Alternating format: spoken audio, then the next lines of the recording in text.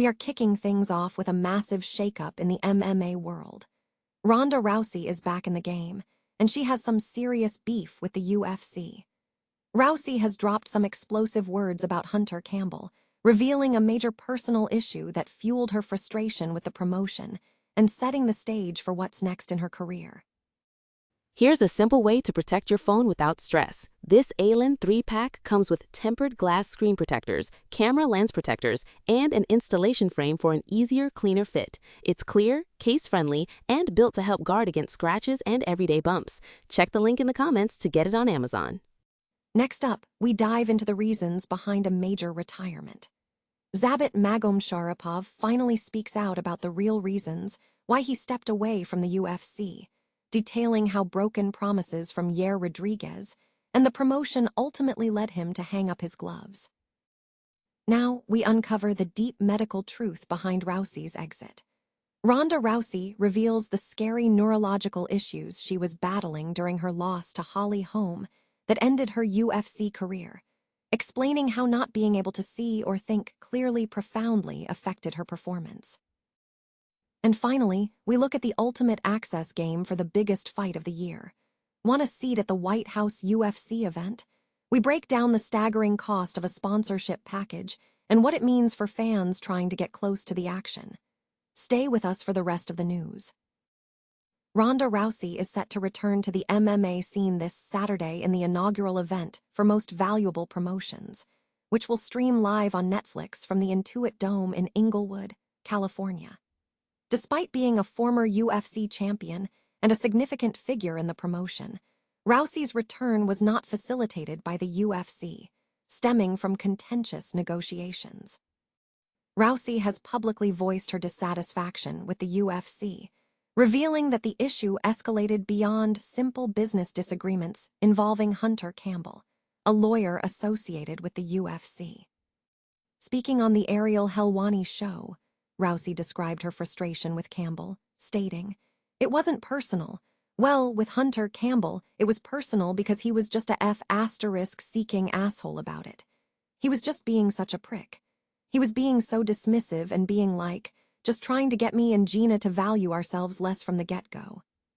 She recounted Campbell's dismissive comments regarding the fight, such as suggesting that due to their age, the matchup might not succeed, to which Rousey responded with defiance, asserting her commitment to performance-based pay.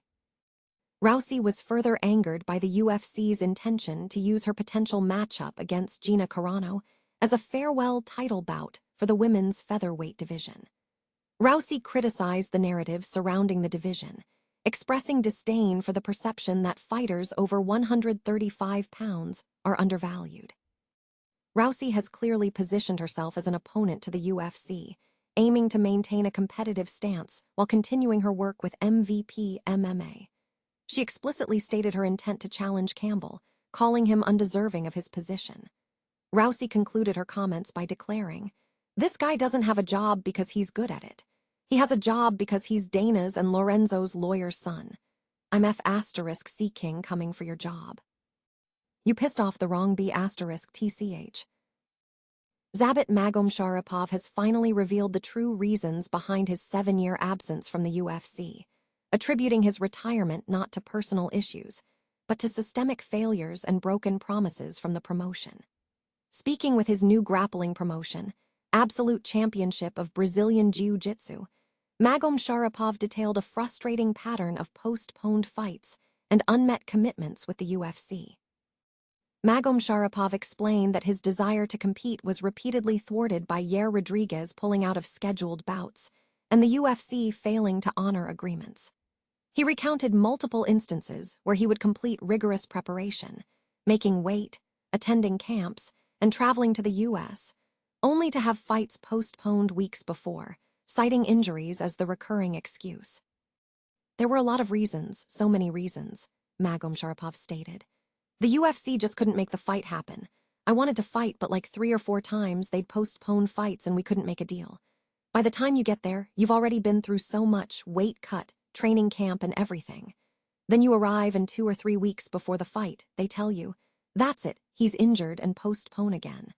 I'd go back home again and start getting ready all over again." Imagine that about 5 times. I got tired of it. How much can you take? He further elaborated that agreements existed stipulating that if a fighter withdrew a third time, the UFC would automatically offer a title shot. However, when excuses were continually offered, the promotion opted to offer other contenders instead.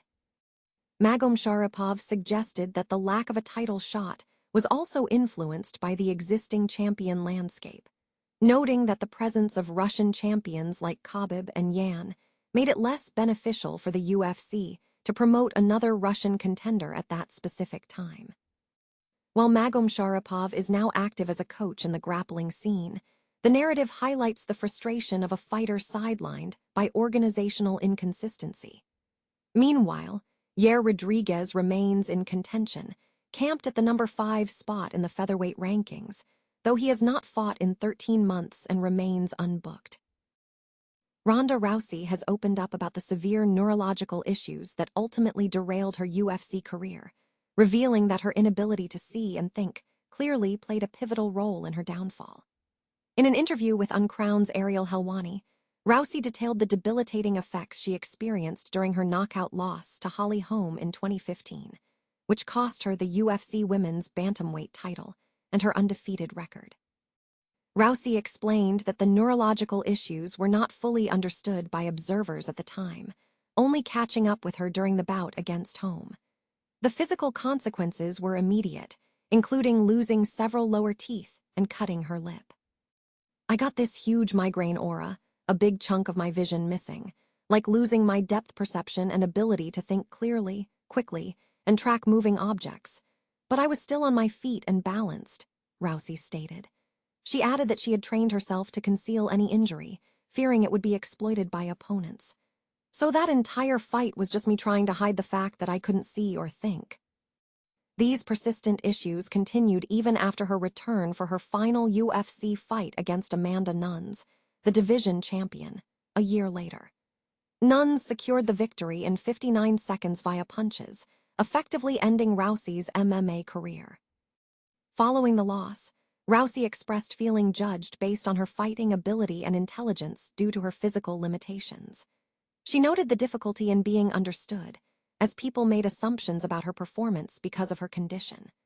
Rousey credited UFC CEO Dana White for arranging treatment at the Cleveland Clinic, which provided her with preventative medication for her migraine aura, enabling her to fight on her own terms. "That's why I'm able to do this fight," Rousey said, referring to her upcoming bout against Gina Carano. She emphasized that she was previously misunderstood and only known for her performances, stating, "That's just not who I am as a fighter, and I'm always going to be judged for those performances." Rousey believes these losses ultimately served a larger purpose, giving back fight equity to Holm and Nunes. She is now focused on facing Gina Carano in what she anticipates will be her final bout. Rousey believes this fight is intended to shift the landscape of the sport, arguing that the involvement of MVP and Netflix is providing fighters with leverage they previously lacked, a dynamic that would not have materialized had she retired undefeated. A substantial sponsorship package, reportedly costing up to $1.5 million, is emerging as a potential route for fans seeking access to the White House's upcoming UFC fight. This high-value package is being discussed as a way to secure tickets or an invitation to an in with the president. Reports indicate that the Trump fundraising team is actively raising funds for this purpose, suggesting it has been added to a list of entities approved for undisclosed financial support aimed at gaining favor with the president. White House Communications Director Stephen Chung has confirmed that people are actively seeking tickets, citing an offer that includes various access points such as a partner welcome reception, press conference seating, and integration with other events like Zac Brown's concert and WWE. MMA journalist Ariel Helwani described these packages as a deck being sent to influential individuals and high rollers. Meanwhile, the White House and UFC leadership are tightly managing access to the 4,000 attendees for the president's birthday brawl on the South Lawn. While the Fighting League is covering the event costs, tickets are being distributed through raffles, personal distribution by the president, and allocations to military branches. The event will feature major bouts, including Ilia Topuria versus Justin Gaethje and Alex Pereira versus Cyril Gane, set to take place in an open-air stadium design featuring the UFC's signature octagon arena. This development comes amid broader political activity, including Meta adding Dana White to its board ahead of the inauguration.